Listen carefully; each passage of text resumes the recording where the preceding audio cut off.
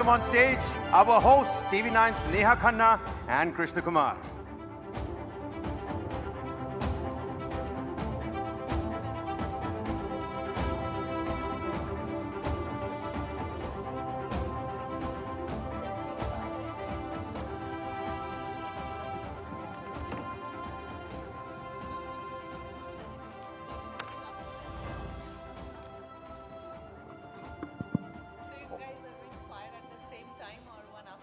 No, we'll take turns. Neha will begin. Thank you so much for that, Krishna. Ladies and gentlemen, we have in the house, of course, a woman who needs no introduction, one of the finest actors of our time, and clearly amongst the most fearless as well.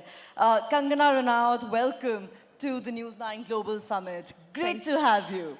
Thank you for a very generous and kind introduction, and lovely to be here, and looking forward to questions. We have lots of questions for you. If I could just begin by telling you I personally absolutely loved you in Queen and Tanu Veds Manu, the movies with which you, in a sense, redefined the female protagonist in Indian cinema. But I want to ask you a question looking at the bigger global picture, since this is a global summit. There is no doubt, Kangana, that there is a lot of talent in this country. You are a shining example of that. Indian content, Indian cinema has gone global. Take, for instance, RRR making it to the Oscars. Yet, you know, if you look at Korean content, you'd think they've set a very successful template. Parasite winning, the Oscar for Best Picture. K-dramas are phenomenally popular globally. What, according to you, do we need to do to go global on that scale, in your view?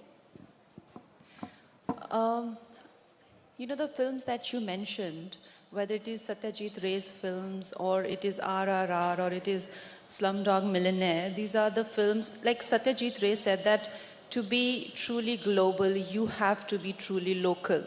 So I pretty much believe that we have to be very authentic. We have to make deeply rooted films about our cultures, our beliefs, our struggles, our current conflicts, our society. Just genuinely authentic films and material that would resonate with the world is what I think. So you're talking about genuinely rooted Indian content, and look at you. You've started out with those the kind of films you did in the initial stages, difficult roles that young actresses usually don't take. You had done a Tamil film back then. Now you're back to doing Southern regional cinema. You've done 2 Tamil films in recent times. And, you know, in that sense, this session is called Creativity, World is My Oyster. India is Kangana's oyster, isn't it? She's doing everything from Hindi to Tamil. It truly is. You know, this country and the people of this country have given me wings, and they have given me so much love, you know, in every part of the country. I come from up north and I work in the south. I've done roles about Delhi girl, Haryana girl. I've also done Jhansi Ki Rani from central India. You know, I just feel that, this country has given me so much, and that's why I feel deeply responsible to give back. And I've always been, sort of more of a nationalist, and that image has even taken over my very glorious career as an actor. So I do have that awareness that I'm deeply loved and appreciated. Just an add-on question just to that. What was it like playing the great Jayalalitha? In a language that's not your mother tongue. It's a movie, it's as a project, so much hard work is required. Difficult role, iconic person, speaking another language. What was it like for Kangana? Jayalalitha's character, Dr. J. Jayalalitha's character for me was very empowering, and for me to even get to know people like MGR or Karunanidhi and the more regional politics and what icons they were like. Growing up, we did see them on the television, and we knew who they were, but to get such deeper understandings of their lives and you know, very dramatic, rather dramatic, and, equally entertaining to play as well, must say. And very empowering as a woman. She is definitely somebody who I look up to. Kangana, you used a very interesting word there, nationalist cinema. You're right. You've come to be associated with that very strongly. You've become synonymous with that. But I'd like to ask you, since you've touched upon this, why did you feel that you identified with this genre of cinema? Do you believe that it got you branded as one belonging to a certain ideology? Did that in any way make life difficult for you? No. I think we shouldn't overcomplicate it. I think when we come from a certain middle-class background or a certain upbringing, which is not westernized, you know, 1%, especially when I started and when I came to Mumbai, I was ridiculed for not speaking English or, you know, coming from a certain background. So the whole thing is that people who used to travel abroad, they had influence of the Western films. What I said about films also, why we don't make deeply regional films is precisely because our industry is so overshadowed by and so influenced by Western cinema, and that's why even for Bharatiya people, right now regional films are appealing more than their own so-called Bollywood or Hindi films. So the same way, when I came in, you know, we are the kind of people who think, you know, being a nationalist is you know, we are the heroes of the country, but there is a certain section of people who don't identify with being Indians, and they don't think it's cool enough, and they rather be in some other country. So for me, it was a bit, you know, bit of a rude shock that there are people who think, you know, that being a nationalist or being a Hindi-speaking person, having a Sanatani Sanskar or having, first of all, it was very shocking for me to understand there are people who don't have it. Because, you know, like... not nationalist? No, I don't mean like, you know, like not a village belle, but honestly, in Himachal Pradesh, we do not have a lot of diversity. It's a state with 99.9% of Hindus. You know, so I didn't know that... like I had a certain upbringing. So the alignment with the uprise of a nationalist sentiment in the nation has been very natural and absolutely coincidental. Like, you know, it's not something that has been curated or has been put on, trust me. Okay, that's natural. But what about from acting in the kind of parts that you did, way ahead of your age at the time, the kind of parts? You shocked us with the fact that you could turn filmmaker just like that. And then you shocked us with the fact that you could become a film producer just like that. You know, this evolution has been stunning to watch, Kangana. Thank you. It never happens like this. There's lots of hard work and lots of struggle that goes behind any milestone or any barrier that we break. But tell us, how did you... I did this because it felt like we just watched it and like, okay, Kangana director, Kangana film producer. But tell us that journey, that evolution of Kangana from that actress who's doing these complex parts to doing complex work in cinema. Well, I don't think I'm doing anything different. I'm just trying to catch up with the way our audiences are evolving. You know, they are just rapidly evolving. And honestly, we're all just trying to catch up with them and engage with them and, you know, just live up to the standards that they have. Well, like you said, today they have the options of all the platforms of world cinema and even YouTube, free entertainment, like genuine influencers, small films, big films, reels too. So I think we have a lot of pressure as people belonging to the entertainment industry. Right now, we live in a lot of pressure to be able to appeal to the audiences. So your response to pressure is that let me make that cinema that they are looking for. Let me myself make it. No. Look, I mean, I think no artist ever takes this approach that we can make something that they're looking for. The endeavor always is that, you know, let me do my best. Let me go beyond what I can. You know, that's precisely what I did with Emergency, where I directed, produced, and acted in it. Because I think it's just such a sensational, dramatic events that took place in our country, and nobody ever depicted them. And I just felt that it will be very exciting. Someone needed to tell the story, and you did. Kangana, I want to ask you this. I think one of the primary reasons why we say today that the world is an actor's oyster is because of the advent of OTT. It has democratized and revolutionized entertainment in many ways. Do you agree that it's opened up doors for actors like never before? That now you can reach a much wider audience, you can do far meatier roles as a woman, talent matters more here than camps do. Ageism perhaps does not impact women as much now thanks to these platforms as it did earlier in traditional Hindi cinema / Bollywood. Is that something you would agree with? You are portraying a very rosy picture of OTT, rather Just a question. Optimistic. I would like to believe that because, like I said, I'm in the center of it.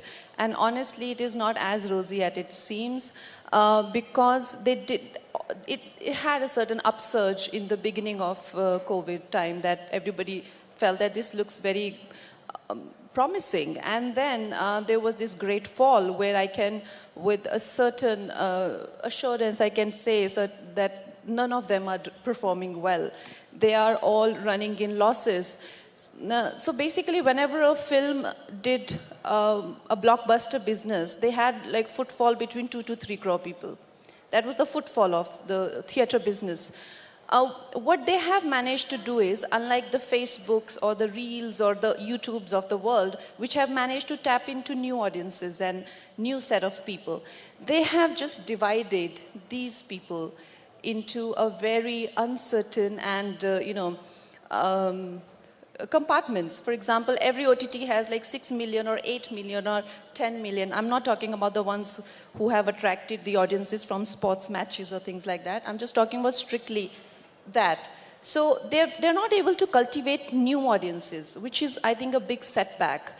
But instead, they have taken away from all of your moderate budget films like from theaters like English Winglish or Queen or Piku, and like today you can't imagine a Queen becoming successful in the theaters the way it became because they have just taken away that audience, and the satellite market has shattered because those people are also a bit disoriented, and then we run a bigger risk of losing them to like free entertainment or rather convenient entertainment on YouTube or they have, honestly, because of the genuinity and the authenticity of their entertainment, they have tapped into new audiences. Like my father used to watch TV, but now he's on the YouTube all the time. So is OTT a threat to Bollywood, or do you believe they're converging? I'm not sure, actually.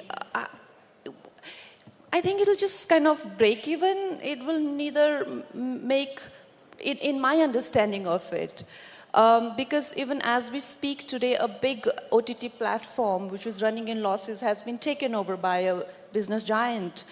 As we speak, I don't know where this is headed though, because their budgets have slashed by half, and they're all running right now in kind of a panic mode. So let's see, we should give it a little bit more time. But having said that, theater business is on ventilators for sure.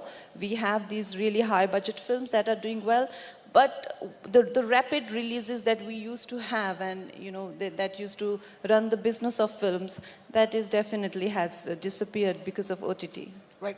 And in that sense, you've started directing and making movies like Manikarnika. There's more happening. So in that sense, are we seeing Kangana enter into the OTT space and redo something that's going wrong with the OTT space? Because as you rightly pointed out, it started out with a lot of optimism.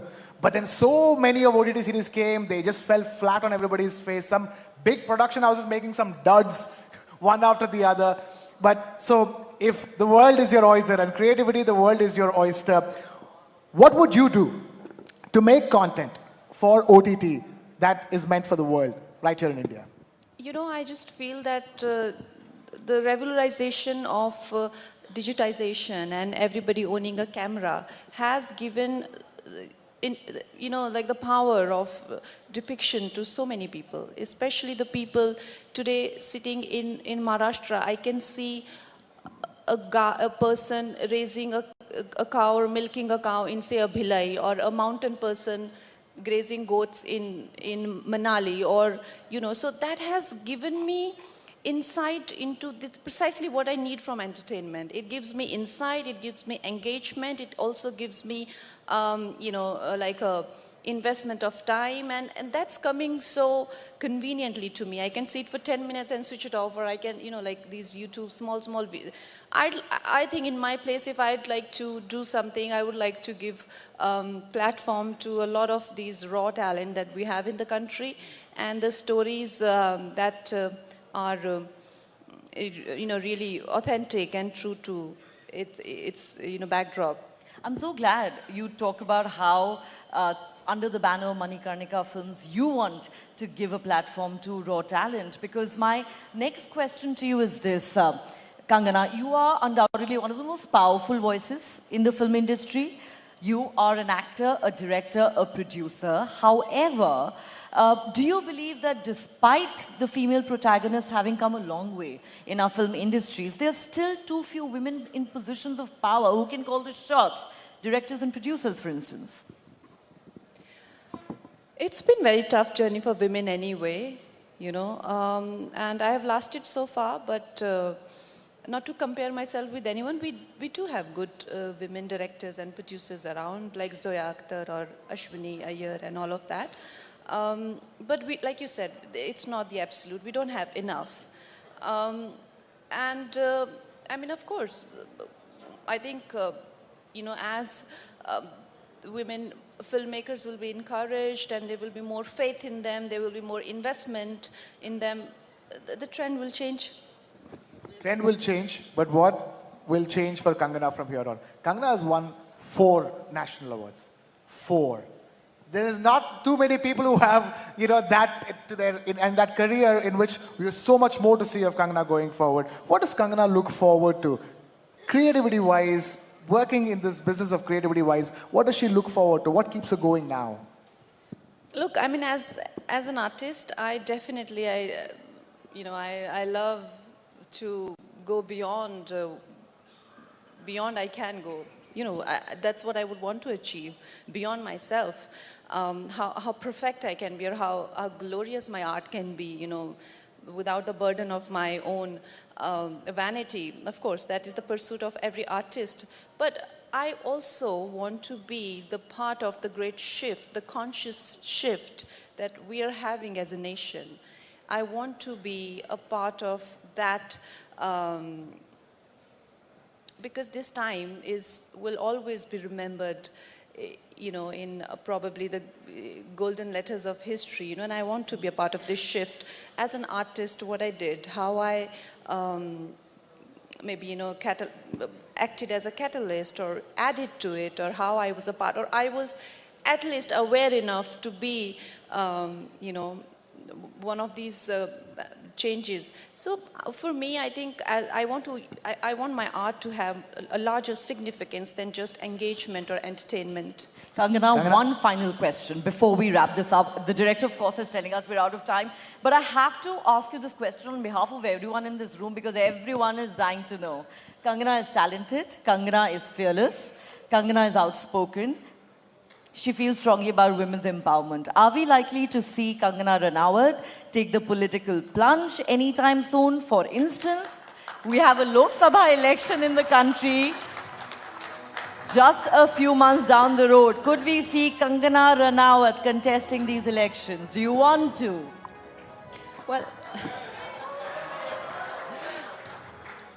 Well, honestly, you're a very smart woman, and you know it's not my place to announce whether I should be contesting or not. Do you want to? No, I mean, it has never kept me away from, you know, being a really aware person. I've done, I mean, more than anybody can do in any so-called seat or place for the country. You know, I have literally fought from my film sets with the political parties. So that doesn't keep me away. It doesn't take me a seat or a ticket to do what I want to do as an individual for my country. But if I want to get into politics, I probably think this is the right time. This is the right time. This is the right headline time. right there, ladies You and heard that gentlemen. right here at the News 9 Global Summit from Kangana. Kangana, thank you so much for taking Kangana, time out thank you. to be with us. Big round of applause, Ladies and gentlemen, the matinee icon, Kangana Ranaut. Give it up. Making also perhaps some political announcements here, Kangana, right before the Lok Sabha elections. I mean, this is the business of speculation. Nobody said anything, in complete black and white. But of course, some hints that are certainly dropped over there, ladies and gentlemen. Absolutely. And as we move on we shall. Yep. Ladies and gentlemen.